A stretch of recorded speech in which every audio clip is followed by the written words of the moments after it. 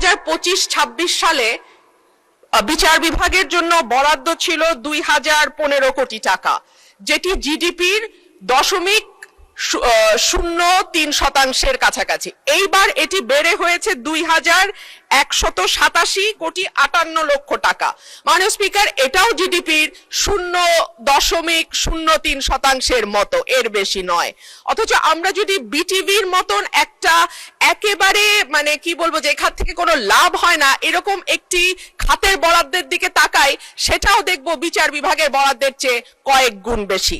মাননীয় স্পিকার, আমরা যদি আইনের শাসনের কথা বলি, ন্যায় বিচারের কথা বলি, সকলের জন্য সমান অধিকারের কথা বলি, সেটা একটা সুষ্ঠু বিচার বিভাগ না থাকলে সম্ভব হবে না। এখন পর্যন্ত পেন্ডিং মামলার সংখ্যা 50 লক্ষের উপরে, অর্থাৎ মামলা জট একটি বড় সমস্যা।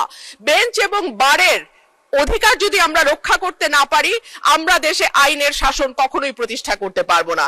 মাননীয় স্পিকার, কয়েক মাস আগে আপনি যেমন সুপ্রিম কোর্টে ছিলেন, আমরাও ছিলাম সুপ্রিম কোর্টে।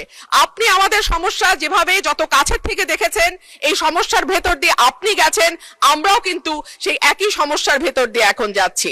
মাননীয় স্পিকার, আমাদের বারের যেই দাবিটা, যার পক্ষ থেকে আজকে আমি এখানে কথা বলছি মাননীয় স্পিকার, সেখানে বলা হচ্ছে যে আমাদের প্রতি বছর যেই ফিটা আমরা পরিশোধ করি, সেটা মৃত্যুর আগ পর্যন্ত লয়াররা সেই ফিটা আর তুলতে পারে না।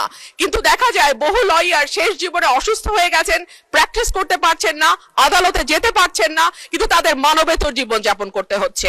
একই ধরনের কথা শিক্ষানবিশ আইনজীবীদের ক্ষেত্রেও প্রযোজ্য। মাসে 2000-5000 টাকা তাদেরকে সিনিয়ররা দেন, কখনো দেন না। তাদের সকলের জন্য মাননীয়